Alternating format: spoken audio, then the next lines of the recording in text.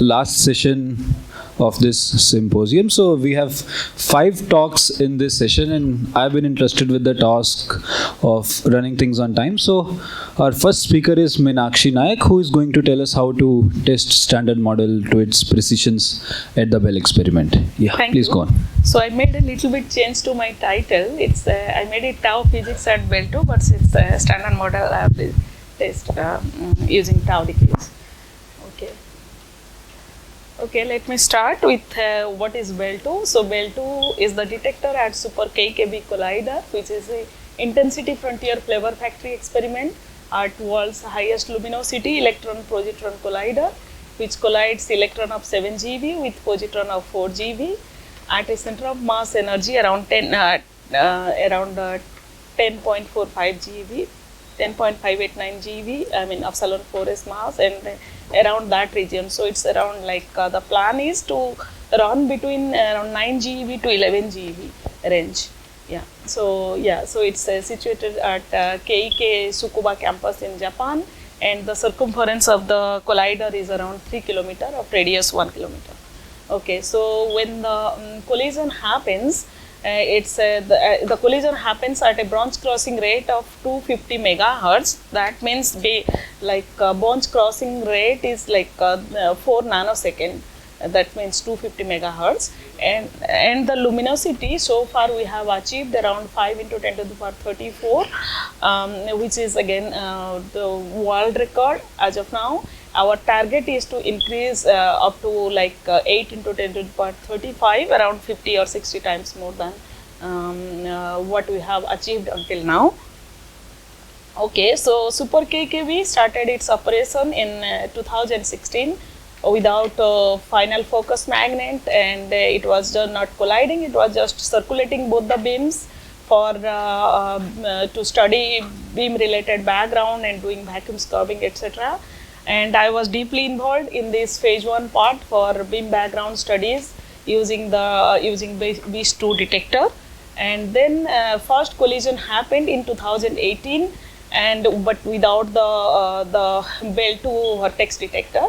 And since 2019, it is collecting data in spite of COVID, but there was a downtime for the detector upgrade and various other upgrades that happened from end of 2022 until end of 2023. It was more than 1 year. And so far, BELLE 2 has collected around more than 500 inverse femtobarn of data, which is similar to what Babar collected, more than what Babar collected during its lifetime. And our target is to achieve 50 inverse autobarn, which is like 50 times more than BELLE or 100 times more than Babar data by 2034 or 35. And beyond that, we have discussion for physics and detector options with the upgraded accelerator to reach an even larger data sample of around 250 inverse autobarn. Okay, so this is the picture of BELLE 2 collaboration. It has 1250 members from 125 institutions from 26 countries and regions, and India has 11 institutions including Indian Institute of Science, IISc. Okay, so there are 63 members from India all total. And since we are colliding beams at around 250 megahertz rate, so the data size will be quite huge. So we expect to have few hundred petabytes of real and simulated data.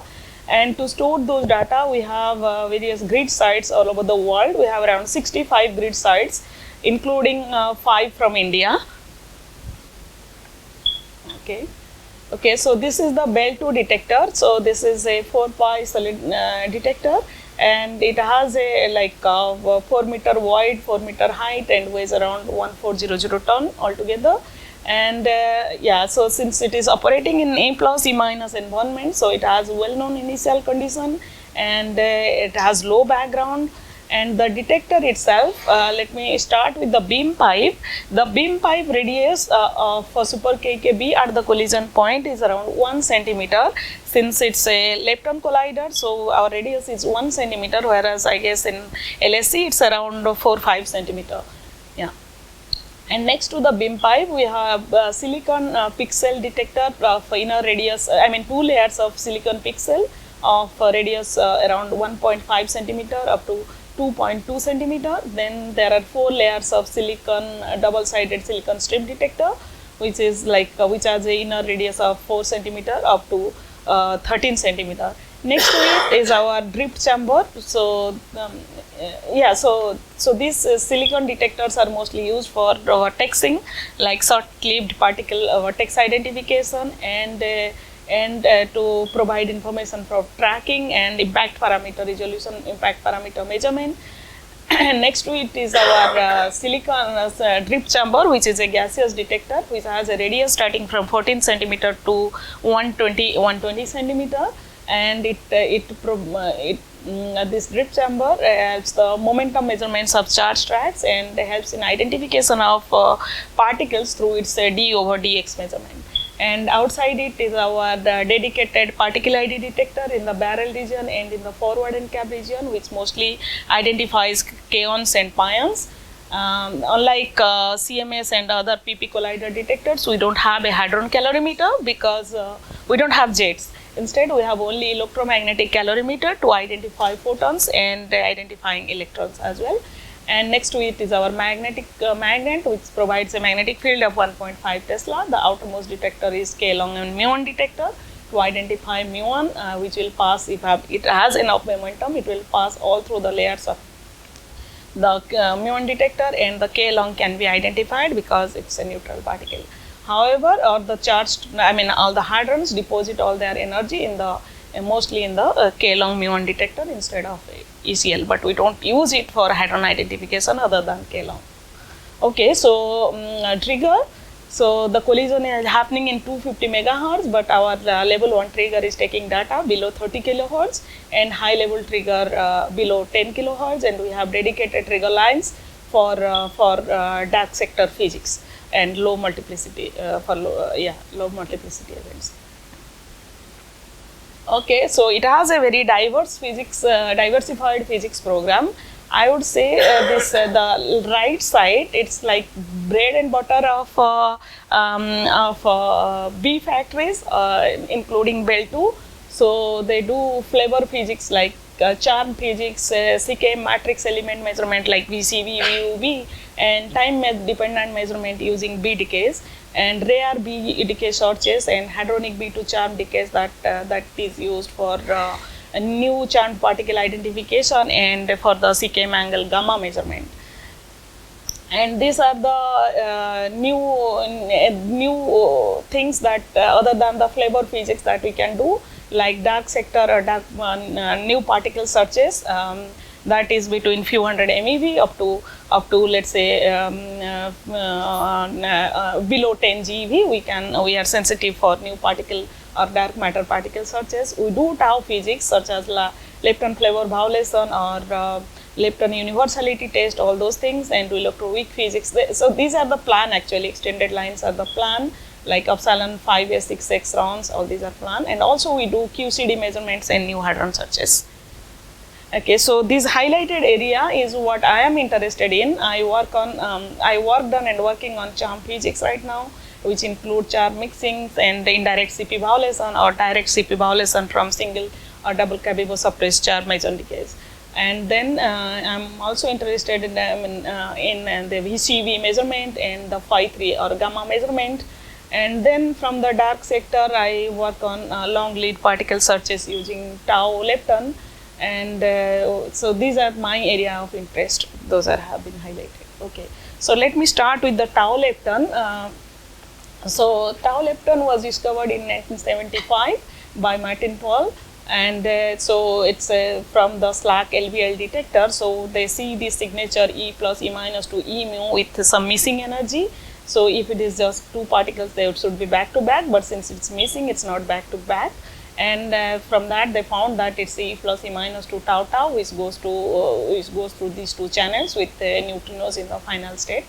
And after the discovery of tau lepton, the standard model gets expanded, confirming a third lepton family, and a lot of progress in tau physics has been happening since its discovery. So important experimental effort comes from the LEP, Clio, then Babar BELLE, now at BELLE 2.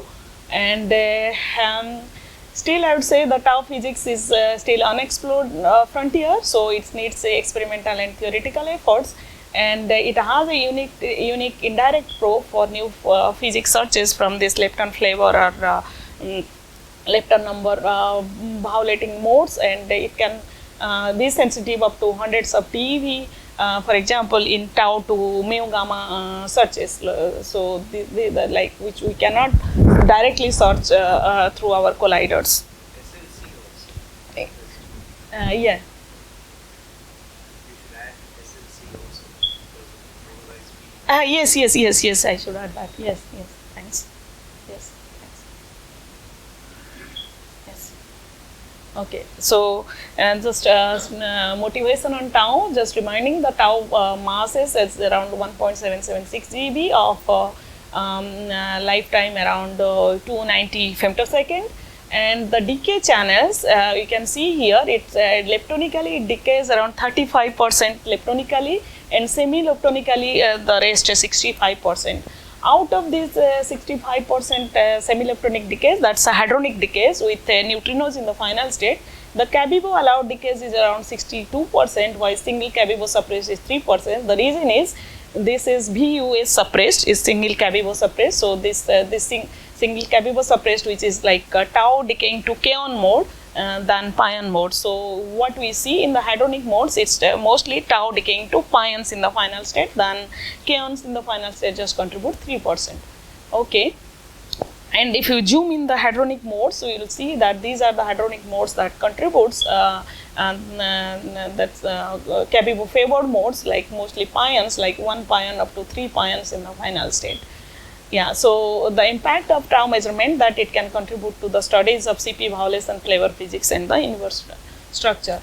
Okay, so how we produce tau pairs in E plus E minus annihilation. So this is the cross section versus center of mass energy. So this is the threshold, tau mass pair mass threshold. So we'll see it goes high and suddenly go down and goes up at the Z0 mass resonance mass region. So we at super KKB, we are in since around 10.58 GeVs. We are somewhere here in around this region, 1 nanobarn. So the diagrams that contributes for such process are mediated mostly by mediated by Z0 or gamma. For the energy region we are looking at, the mediator is gamma, mostly gamma than Z0.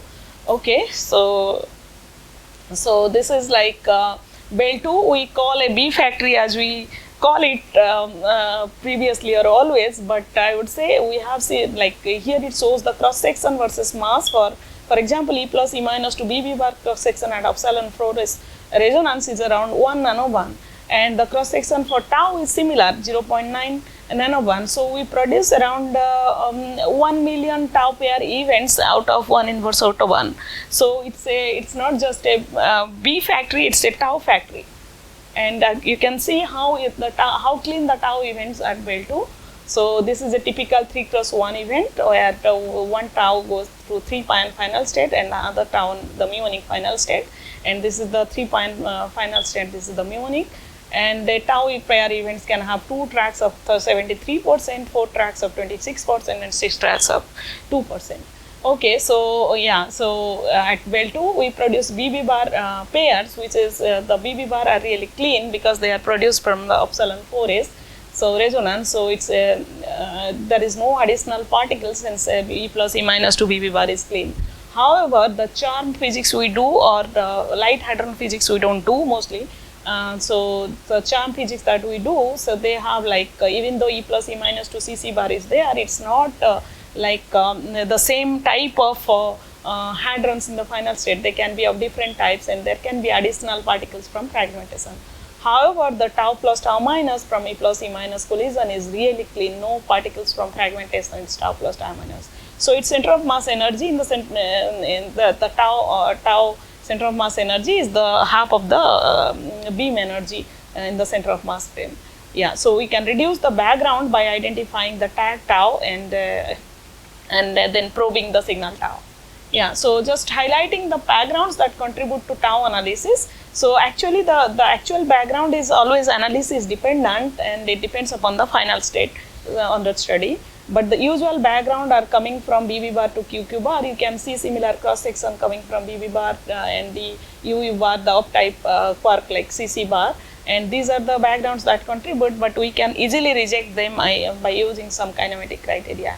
However, there is some unusual background that contributes such process are low multiplicity background. For example, at BELLE2 we have E plus E minus 2, I mean BHAVA events, which is around 300 nanobarn cross section. So almost all what we see is BHAVA, and only 4% is BELLE2 physics program. So BHAVA background and to dimuon background and E plus E minus 2, E plus E minus with X, these low multiplicity background also contribute to the tau analysis. So this needs to be separated well. Okay, coming back to the physics program.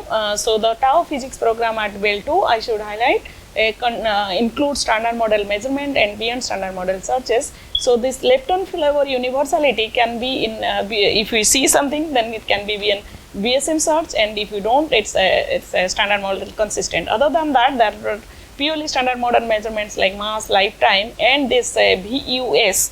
Generally, we measure this CKM parameter from K on decays, but also we can do that from tau decays to K and neutrino by comparing the branching fraction of tau to pi nu with tau to K nu and measure this VUS of, over VUD.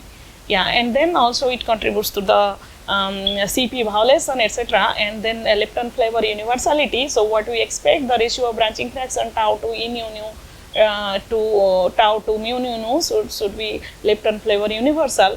And then these are the channel for beyond standard model searches like lepton flavor violation searches, like the channels are tau to 3 lepton, L phi, L alpha, and a lepton and a meson in the final state.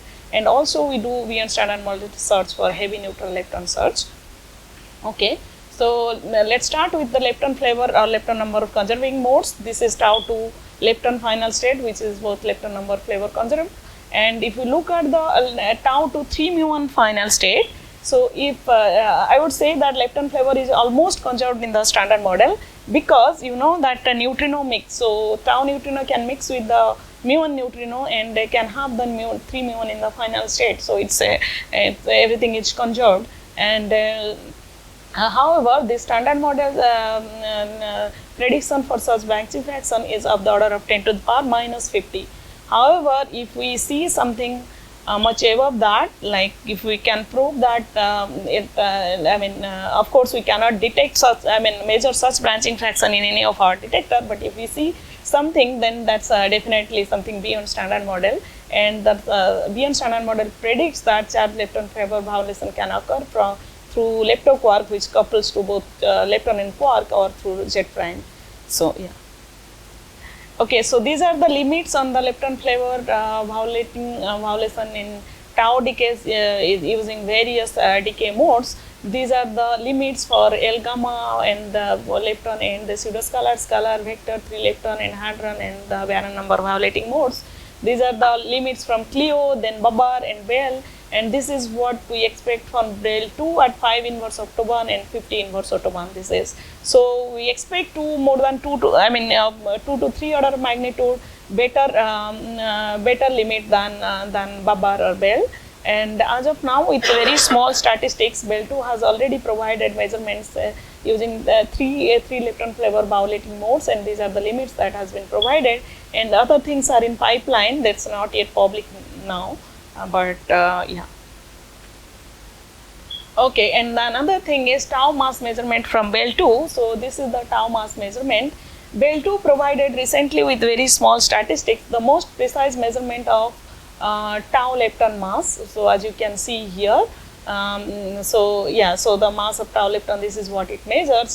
This SFLAB has been updated using this BELLE2 and KDAR, what is that? Yeah, KDAR. These measurements that recently came up and provided the world average of tau mass. Yeah. Mm-hmm.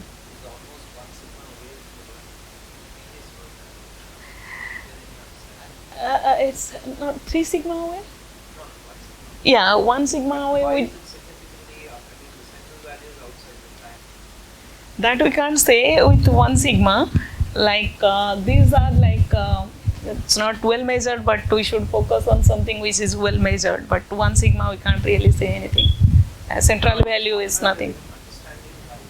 No. So it's it's a 3 pion final state. 3 pion, because that is 3 charged pion in the final state with a neutrino.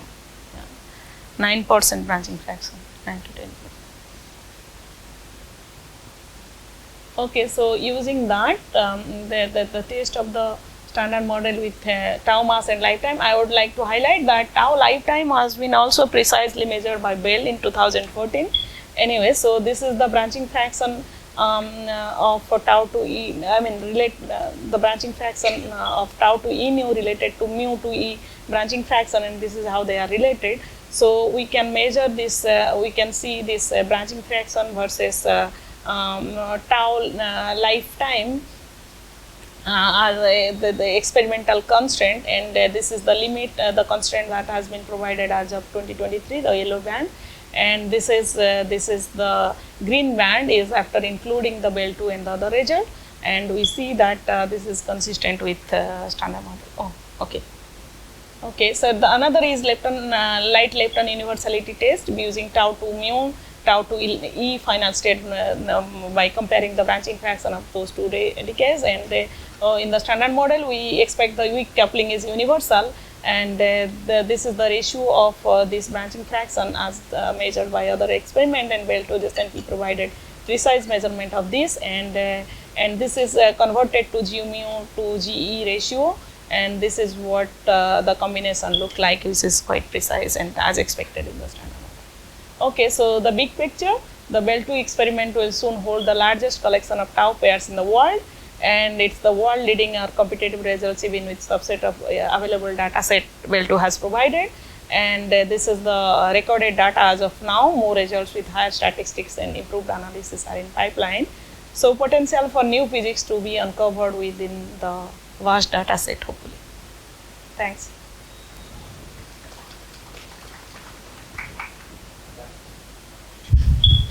Hello. Oh, yeah, thanks Minakshi for the talk. So are there any more questions? E plus C minus going to tau plus tau minus gamma. So gamma in the final state, or is there a threshold? E plus C minus to tau plus tau minus and a gamma. And gamma. FSR. FSR. So I don't know if so generally we include FSR effects, but no, but if the gamma is meaning if it is detected essentially. Oh no, we don't have such measurement. Whatever tau results I provided, this is all, but Right. I don't think from BELLE also. No, BELLE had some results like tau to mu gamma gamma. Yeah. To That's gamma. from tau to tau decay. From tau decay essentially. But you are asking But I'm asking about the Yeah. cross section itself. cross section. Yeah. No. No, that's nothing. No.